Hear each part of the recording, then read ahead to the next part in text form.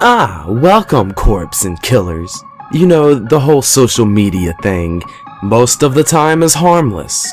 But for the three in tonight's stories, well, they find the social media a little unpleasing. So, without further ado, let the stories begin. When I was in college, I loved writing movie analysis. My favorite movie was 2001: A Space Odyssey. I have written and published a few of my entries in a couple of small-time film magazines. I always saw this as a hobby and a nice way to practice my skills since I was majoring in an English course. I was quite devoted to this hobby and spent some time developing my skill. I eventually made my own website for analyzing subliminal messages in mostly horror films. I still have this website and sell a few DVDs. And I have a number of articles and chapters on this website too. The main reason people know me is because I've had a handful of semi-viral videos analyzing movies like The Thing and The Shining. Now, this is where the story gets creepy. I used to get hundreds of comments each and every day on my website, as well as my YouTube channel. I always read every comment I get and try to respond with thorough answers as much as possible. Still in college, only a few months from graduation, I get a private message from a user named Green Ramen. Anyhow, the first comment read, "Hello there," and then displayed his name. "I have recently been viewing your video content. I have absolutely loved them and would love to discuss my different views. How about we meet at the local liquor bar?" And then he gives an address. The address was only a few blocks from my townhouse me and a few friends bought during our sophomore year. I have always used proxies since I bought this computer, and have never said any personal information that could lead to my location. At first, I was quite spooked at this. After a few minutes, I came to the obvious conclusion that it was a prank by my friends. Of course, why not? But as I started to get more messages from this person, it got pretty bad quickly. I opened a few of these messages from him, and they were all spam, obviously stuffed full of viruses. I'm incredibly freaked out. It's about 2 a.m., and all my friends are sleeping. While they are pranksters, I am nearly certain they wouldn't do something like this. Worried, I decided to wake them up. They all seem to have no idea what is going on, and when I told them about what is happening, none of them had a snicker or anything of that type. In fact, all of them seemed quite worried. After showing them the flood of emails, they started to say, "Check your Snapchat." I was quite puzzled by this and knew no one besides my friends who would do something like this. When I opened the app, I had over 30 new images sent from the person of the same name, Green Ramen. That wasn't the frightening part though. All of those photos were of the house we were in, and the timestamp was only a few minutes ago. As me and my 3 friends continuously viewed these images, they became increasingly close to the windows, letting in a dim light. The next image that we viewed was of me at my computer with the screen showing of one of the opened emails. All of our stomachs sank. Then the absolute worst photo came in. It was us viewing the photos with our initial expression of seeing me in my computer, with the caption, "Please open the door for me." Seconds later, We all scrambled out the back to the driveway to get in my car. I slammed on the gas. One of my friends in the back seat started to phone the police. I was going 60 in a 35-mile zone, speeding out into the somewhat crowded highway. I got one final Snapchat. It was a side photo of our car on the highway with the caption, "You can't escape that easily, Joseph." This was it for me. I told my friends that I would meet the police at a diner a mile away as long as it was in a public place. I turned off the phone and met them only a few minutes later.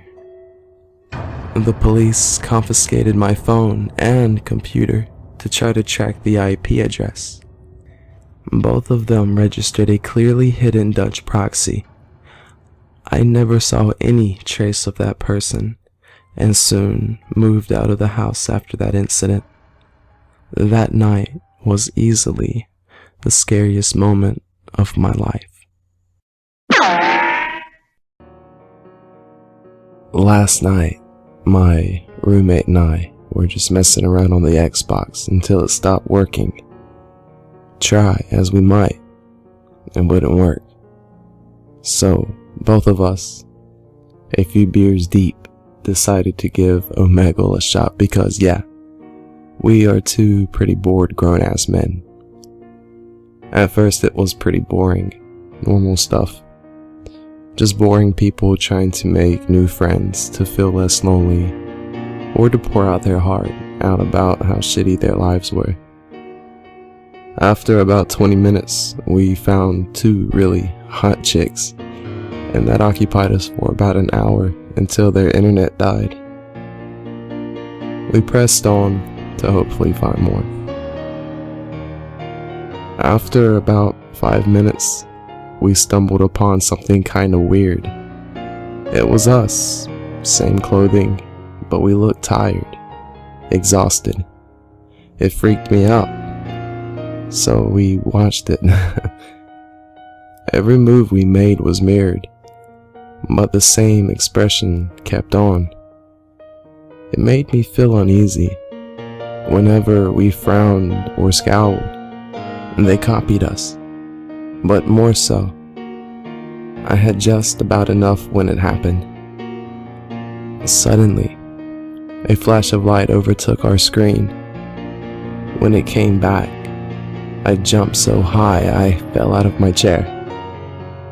Where my friend had been was a grotesque, charred pile of meat resembling a human barbecue. The room was black, but there was obvious damage to it. I couldn't explain the sight. It just wouldn't process in my mind. But after a few moments, I realized I was no longer in the picture. My roommate, with a morbid sense of curiosity, had taken a snapshot of it. The room was black, but there was obvious damage to it. I couldn't explain the sight. It just wouldn't process in my mind. But after a few moments, I realized I was no longer in the picture. My roommate, with a morbid sense of curiosity, took a snapshot of it and then closed the browser. Both shaken, we decided to return to our rooms for a sleepless night. Today at work, I was on break, out back having a smoke when I got the call. Apparently, our stove's gas line ruptured sometime last night, and when my roommate made breakfast this morning, well, you can guess. I don't know what this feeling is.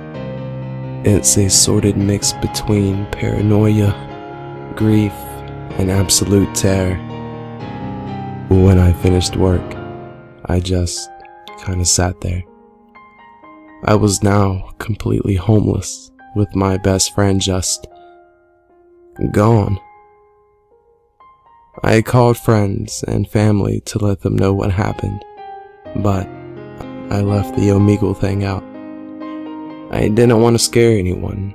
After all, I decided to go to our favorite bar for a couple of drinks in his honor, unsure of what else to do. After my third beer, I got about as numb to it all as I wanted to be. About 2 sips into my fourth, I received a text from my roommate.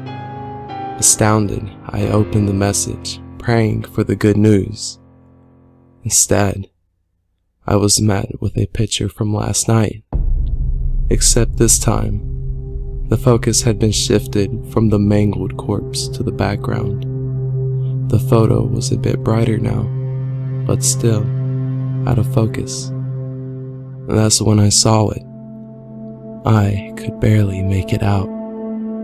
But sure enough, there was an outline of a man. My heart stopped for a moment. It was me, hanging from our ceiling fan. I think now it's about time for another cigarette.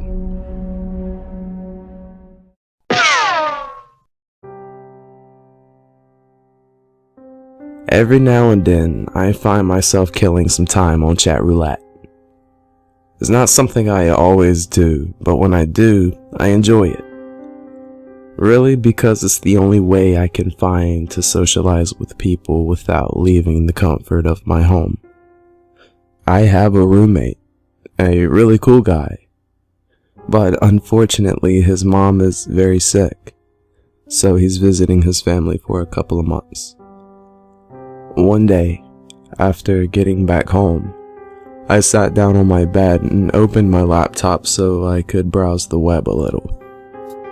It didn't take too long until I was, once again, on chat roulette, trying to filter all those pervs so I could have a decent conversation with someone. That's when this girl appeared on my screen.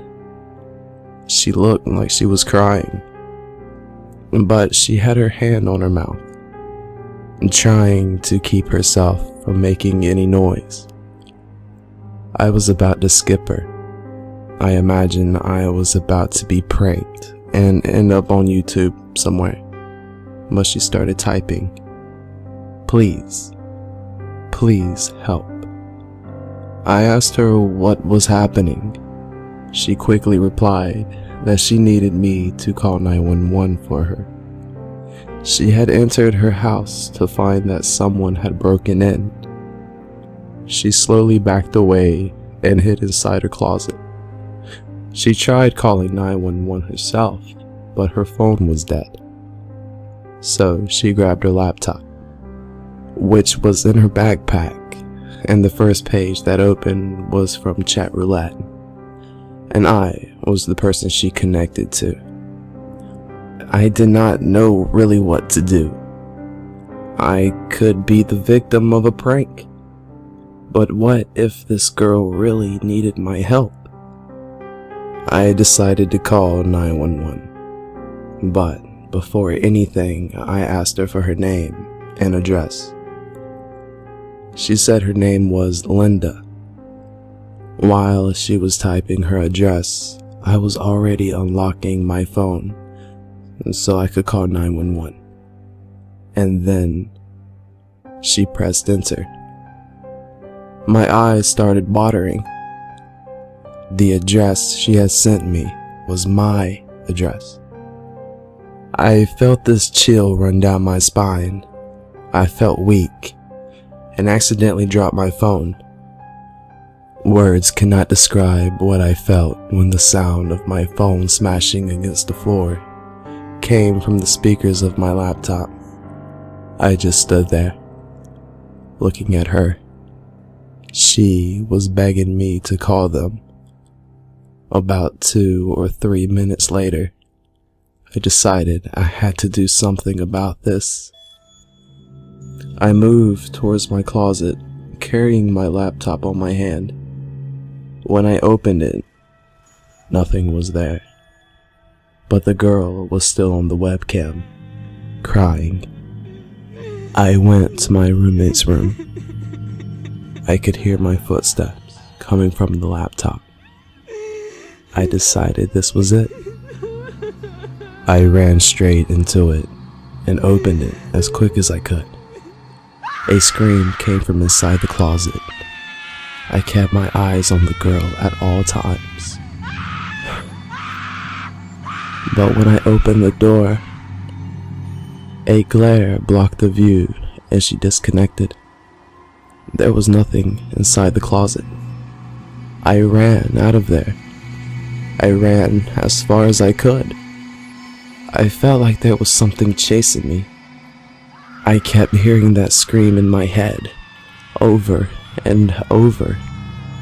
I was getting quite faded as well, but I couldn't stop. I wasn't gonna stop.